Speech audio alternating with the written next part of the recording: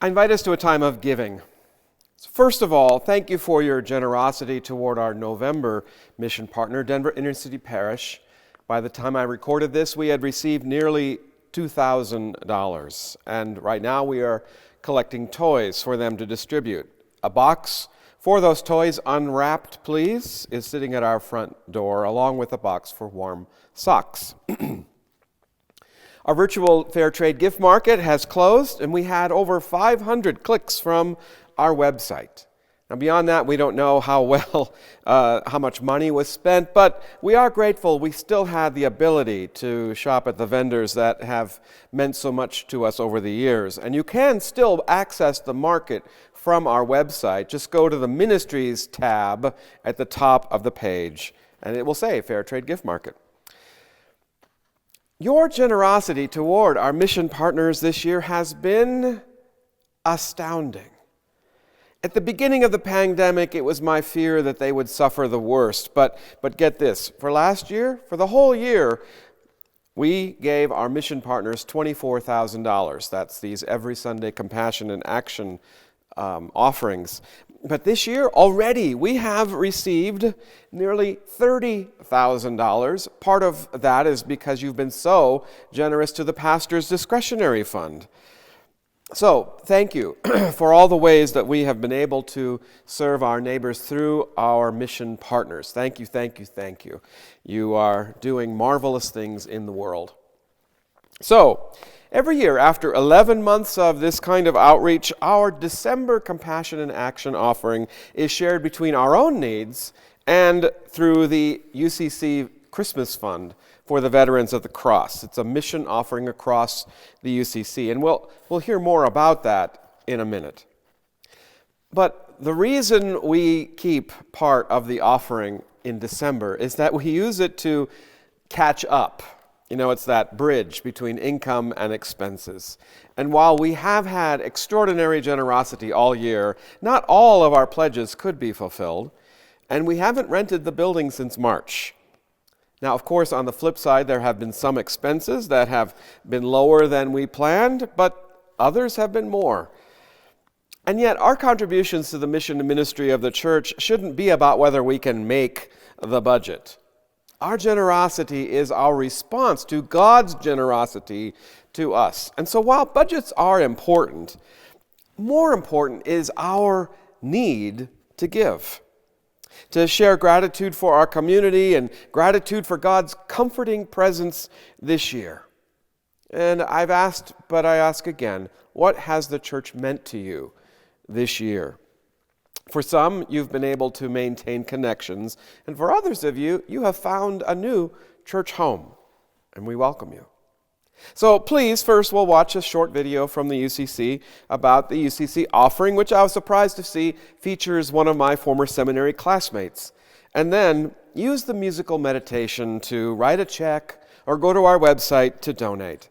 And as always, profound, extraordinary gratitude to you for your gifts.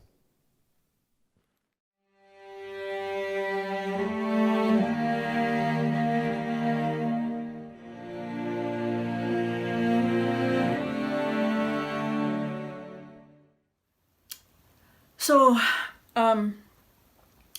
December, we're lost, we're shattered, and Mom and I had a conversation about how Christmas was going to be very humble. So, we were facing a very lonely time.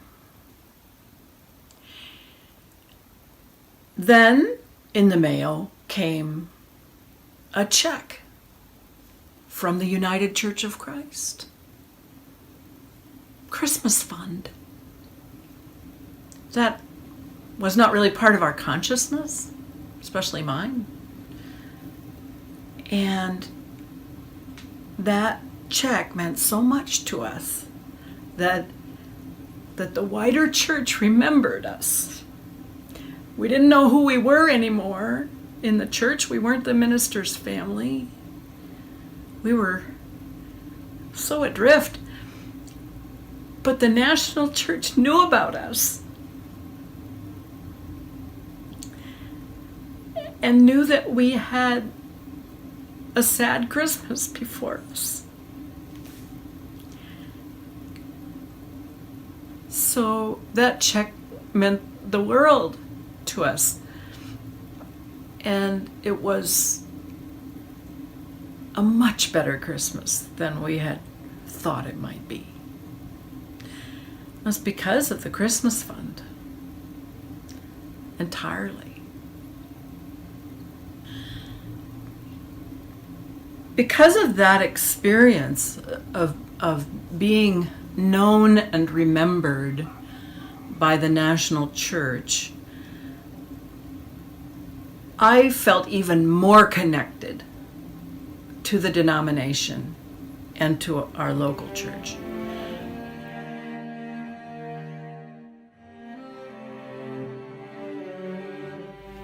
When the pandemic hit and the world screeched to a halt for a while in March of 2020, and churches were thrown into total disarray, pretty early on I received a letter asking for additional contributions to the emergency fund, knowing that there would be ministers impacted by the difficulties of this time. As you might imagine, I got out my checkbook and wrote a check right away. I know what it's like to feel lost and abandoned and confused. And I know what it feels like to receive a gift that makes a huge difference. And I want to be part of that. It had such a powerful effect on my mom and me, especially that very first year. And I want to be part of that healing and that graciousness for others.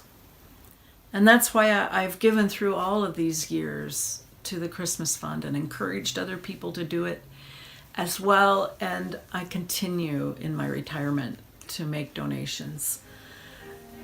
It's one of the ways the world goes round, isn't it? It's one of the ways the Holy Spirit moves among us, that we multiply grace upon grace and help each other out. I want to be part of that.